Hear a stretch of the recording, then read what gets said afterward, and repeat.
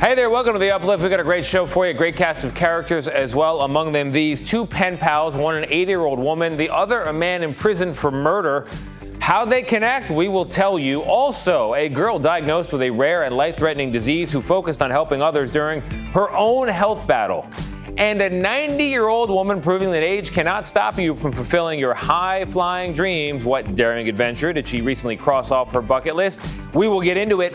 And comedian Roy Wood Jr., he just performed at the White House Correspondents' Dinner. You're going to see where it all began for that rising star.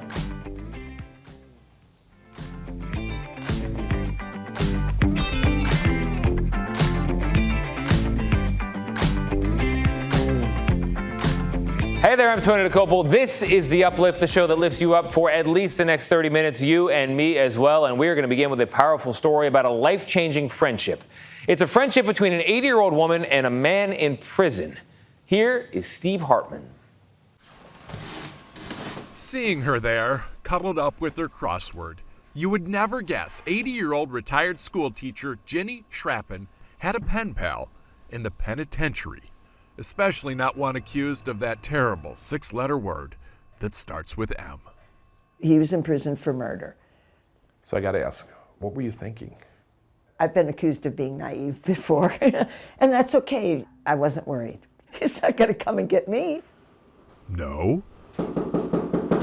We'll answer that door in a minute. But first, how did this sweet little lady cross paths with Lamar Johnson, a man serving a life sentence in a Missouri prison? 25 years ago, a deacon at Ginny's church outside St. Louis handed her a letter from this prisoner. The guy had written the church hoping that someone, anyone, would just write back. And so I did it. What was it going to cost me? A stamp. Over the next 2 decades, they corresponded constantly. And although Ginny says she could tell right from the start that there was no way that nice boy committed murder, it would take the state of Missouri 28 years to confirm her intuition. Is granted. A couple months ago, after the Midwest Innocence Project got involved and the real killer confessed, Lamar was exonerated at the age of 49. You did it, Lamar. Lamar spent the next few weeks doing all the things he couldn't do in prison. Mr. Johnson hugging a tree? Including traveling to see one of his best friends at her house for the very first time. Oh! Look at you! Ginny welcomed him in, gave him a tour, This was a new window. a box of his favorite cereal, She knows me. and one last letter. You deserve the best, Lamar. But Lamar says the greatest gift will always be the confidence she instilled in him. Especially when somebody is innocent. You want someone to believe in you. Because when you have people that believe in you and they won't give up on you, then it makes it harder for you to give up on yourself. Lamar says that's what helped get him through 28 years of injustice and now inspires him to serve a life of friendship. What a guy, what a story again by Steve Hartman. All right, to our next story. The star is an unlikely hero who saved a life. Here is Christina Capatides with more. They say dogs are a man's best friend, but one woman in England has a cat to thank for everything. She actually did save my life, because I wouldn't be here otherwise. I wouldn't have been here if it weren't for her. 51-year-old Amanda Jameson is diabetic, and one night with her blood sugar dangerously low, she lost consciousness after going to bed. That's when her cat Willow sprung into action, running downstairs and biting Jameson's partner Ray Sherwood, who had fallen asleep watching TV. So I woke up, put my hand down, and she was biting my fingers and hands. So I got up, as you do, walked to the door. As I got to the door, Willow ran about halfway up, 3/4, and she kept looking back at me, look at the stairs. So actually I followed her. When I turned the corner, she ran in, jumped on the bed, and I saw Amanda was slumped over, and she was unresponsive. Ray called an ambulance and they rushed Amanda to the hospital, where doctors said she was very close to slipping into a diabetic coma. But instead, she was treated just in time, all thanks to Willow. I love her more than ever. I can't thank her enough. and she is the world to me. Can't beat a cat. Coming up, meet the 90-year-old woman crossing off a high-flying goal off her bucket list. Plus, another inspiring senior, this one 91 years old, a teacher who has taught more than 6,000 students over 65 years in the classroom.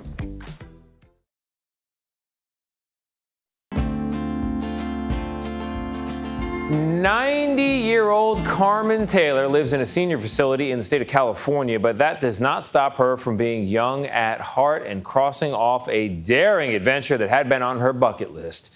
Here's CBS News Bay Area's John Ramos. The Solstice Senior Living Community in Santa Rosa is a quiet, serene place for people to enjoy their golden years. Oh, 68. And they make sure there's always something to do. But 90-year-old Carmen Taylor had a different idea about staying active. I asked her, what's something you've always wanted to do? And she didn't even think about it. She just said ziplining right away. So I said, okay, then we're going to go ziplining. I thought it would be fun. It would be an adventure. It was kind of like the last one on my bucket list. And so I'm really looking forward to it. As part of the Solstice Living the Dream program, Carmen, her son Brian, and activities director Melissa Morrissey took on the course at Sonoma Zipline Adventures in Occidental. The adventure company's executive director said Carmen was breaking new ground for them. We might have had a 90-year-old in the past, but let's just say, yeah, she's going to be the oldest. After suiting up with all the necessary safety gear, the group headed up the stairs to their first perch. The zip lines take people from tree to tree, dangling high up in the air. Yeah, I have my concerns. Height doesn't really bother me, but a ledge does. But if there's a railing or I'm strapped in, it'll probably be fine. But Brian's mother didn't seem to have any concerns at all.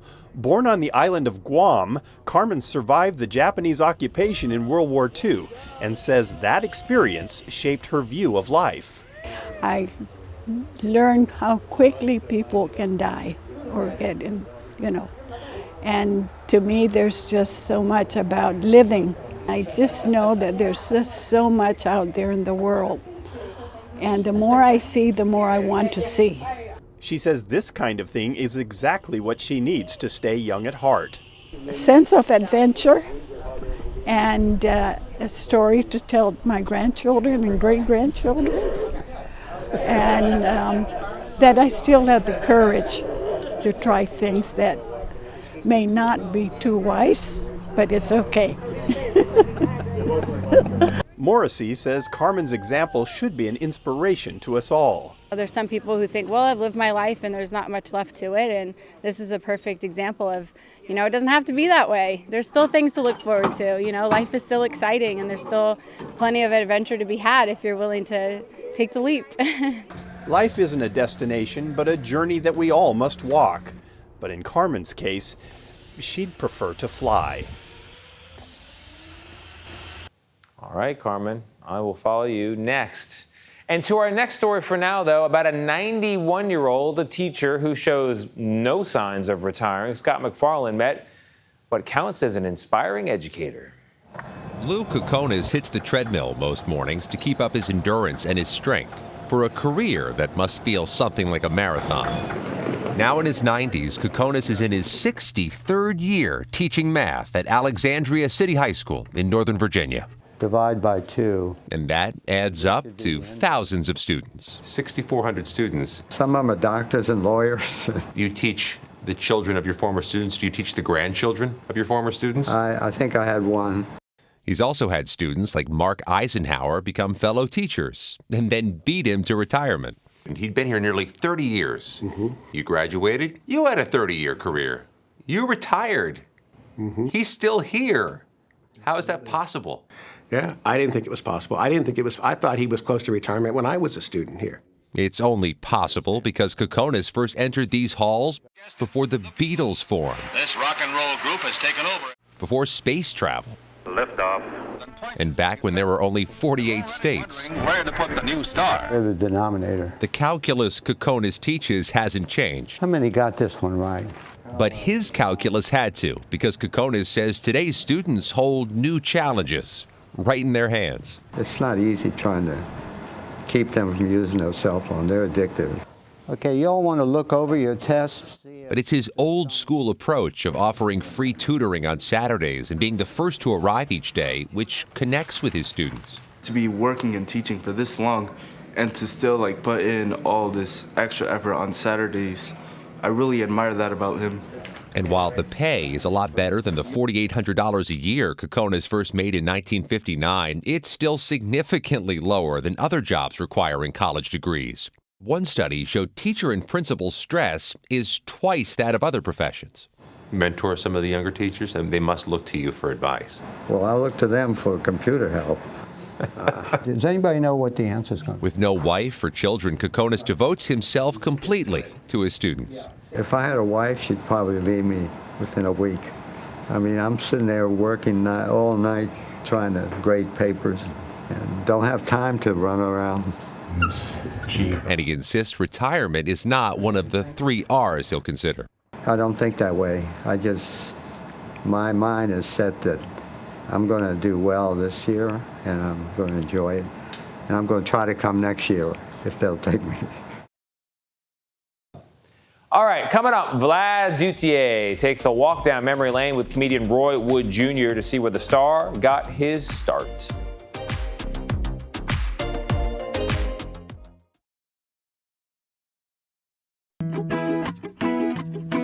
Comedian Roy Wood Jr. recently reached a major career milestone, but in a recent chat with Vlad Duthier, they decided together to go all the way back to where everything started.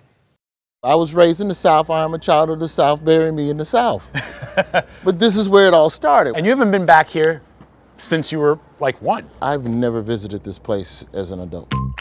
Although comedian Roy Wood Jr. was born here in New York City, his childhood memories are of Birmingham, Alabama, the place he truly calls home. What was your childhood like? You know, we lived on the west side of Birmingham and West End. There were gangs. There was a lot of everything that you think the 80s was with White Flight and crack. It was around. But Wood kept on the right path with the help of his mother, Joyce, a school administrator, and his father, Roy Sr., a highly regarded journalist who founded the first national radio network owned by Black Americans. Break that down for me. What was his mindset? Anywhere where is Black folks in drama and guns, he would pull up. His father survived reporting in war zones, but lost his battle with pancreatic cancer. My father died my senior year of high school, and he was, for the most part, a significant part of the income in the house. We were a 2-income home. So I got a job. I started working at Baskin Robbins. I was working at Subway. I was working 30, 35 hours a week. Between all those jobs, Wood ended up earning a degree in journalism too, studying at Florida A&M University, FAMU, before he was suspended over stealing. So wait, let's talk about that. You can't be stealing credit cards and selling stolen clothes on campus and think we just gonna let you continue your education. So FAMU set my ass down, but that's what I needed. And once I got back in school, I was dean's list the rest of the way.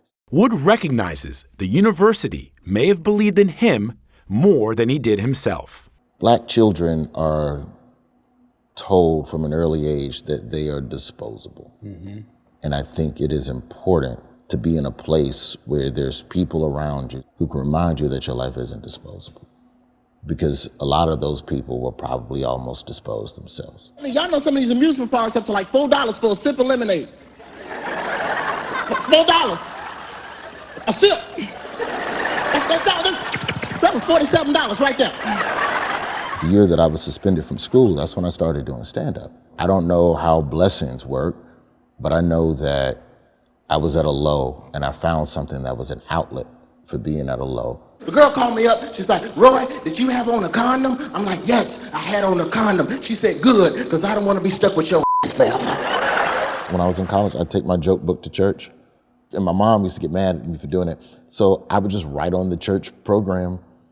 Just premises would just fly in my head. So a premise, something you notice in church, something you notice in school? No, just the most indecent thing you can, non-Christian thought you can have. And I would just be like, ooh, that'll be good.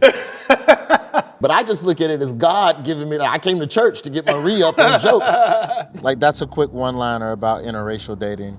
He's kept all of those joke books, some dating back 20 years. Here's one. Used to be a time on this earth you could give a Girl Scout $4. 3 months later, five UPS trucks pull up to your house. I gave a Girl Scout $4. She bought me back 6 Oreos. Yeah, these ain't even Girl Scout cookies. Please welcome Roy Wood Jr. With time, his jokes only got better. In 2006, he made his national television debut on The Late Show with David Letterman. Have you ever been on a date so bad the girl makes you drop her off at another dude's house? You ever been through that? He followed that milestone as a finalist on NBC's Last Comic Standing in 2008, and eventually landed stand-up gigs on Comedy Central. If you want more people to stand for the anthem, change the song. That's half the problem right there. Now, 25 years into his career, Wood is in his prime. He's a father to 6-year-old Henry and a correspondent on The Daily Show. Which city treats black people the best? Boston! It's Atlanta, actually. Which he guest hosted earlier this month after Trevor Noah's sign-off in December. Look at that outfit. First day of court, he in a suit that don't even fit. Why would you do that? Gwyneth Paltrow showed you the cheat code, boy. You got to dress like you don't give a If they were to offer you the job, what would you say? If I'm offered an opportunity to have a direct line to Americans every night, 4 nights a week, you can't say no to that offer. Also, I already live here. So It's easy. I know the commute. A love for laughter has led Wood to perhaps his biggest milestone yet, being the entertainer of this year's White House Correspondents' Dinner. When we talk about legacy, that'll be something that you'll be able to point to for your children and for your children's children. It's an honor to speak and crack jokes on top of that, next to the president. But I think it's an even bigger responsibility to be able to talk directly to the people in the room that are pushing against a lot of the things that keep America from moving forward. Because I think the job of comedian is to be the voice of the regular person. Being the voice for others. A lesson learned from his father. Do you think that he would find this a moment to applaud? I think my father would be proud, but I think he'd be even prouder if I go up there and make sure that I'm talking about something real. Because when you have the microphone, you better have something to say. You just may not get it again. Oh, Roy, you're going to get it again. You definitely had something to say. It was a great performance at the White House Correspondents' Dinner. All right, coming up, a girl who battled a rare disorder gets a star-studded surprise of a lifetime. What gift did she receive? We will tell you. Hallie Barnard was diagnosed with a rare disorder as a toddler and then dedicated her life to helping others in the very same position. She recently received a huge gift for that selflessness, and Caitlin O'Kane has the story. Taylor Swift's Bad Blood may be an anthem about falling out of friendship, but for 14-year-old Hallie Barnard, who was born with a rare blood disorder, the song holds a much deeper meaning. Because I felt like it really applied to me. Because I was like, oh my gosh, I'm like Taylor Swift, I got bad blood. At just 15 months old, Hallie was diagnosed with diamond blackfin anemia, or DBA, and she spent most of her life in and out of the hospital. The Swiftie says she relied on the singer to bring her joy. You need to calm down, blank space. What else? There's so many. The only way to survive DBA is with a bone marrow transplant, and Hallie was desperate for one. But thousands of other patients are too. So a few years ago, she decided to do something about it, creating her own foundation, Hallie's Heroes. It started selfishly as just trying to save my life, but then we realized that there's so many other children out there who needed a bone marrow transplant. So far we've swabbed over 8,000 people, and we found over 300 matches. After a 9-year wait, Hallie got her own match through her own foundation, but more obstacles stood between her and a normal life as a kid. The blood disorder led to a cancer diagnosis, osteosarcoma. She received surgery to cut the cancer out of her leg at MD Anderson in Houston. The recovery was grueling. But Hallie said she stayed hopeful. My survival instinct just kicked in. I was trying to do anything that I could to survive.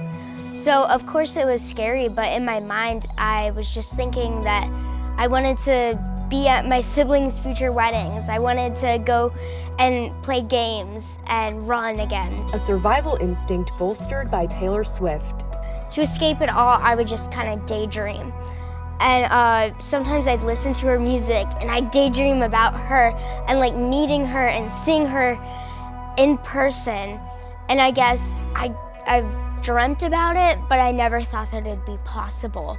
Little did she know that one day her dream would become a reality when a man named Elon Sadia, whose mother was also treated for cancer at MD Anderson, heard about Hallie's heroes. He was inspired to help this selfless little girl who turned her own health battle into a way to help others. Elon had 2 extra tickets to Taylor Swift's concert in Houston, so he and his daughter Gabriella decided to give Hallie the surprise of a lifetime. I heard you're a really big Swiftie, and I was wondering if you wanted to come with me next Sunday to see Taylor Swift at the Eras Tour in the front row. Yes, I would love that! Oh, I'm so excited. I'm so glad. It was the perfect way to celebrate recent news. Hallie beat cancer. She no longer has bad blood, and thanks to her foundation, hundreds of others can say the same. Call I'd like to get there. Bad Blood, of course, being a Taylor Swift song. Even I know that. That is our show. I hope it brightened your day. I hope it lifted you up. If it didn't for some reason, the reruns, as always, remain free. Meantime, I'm off in search of some more good news. See you next time.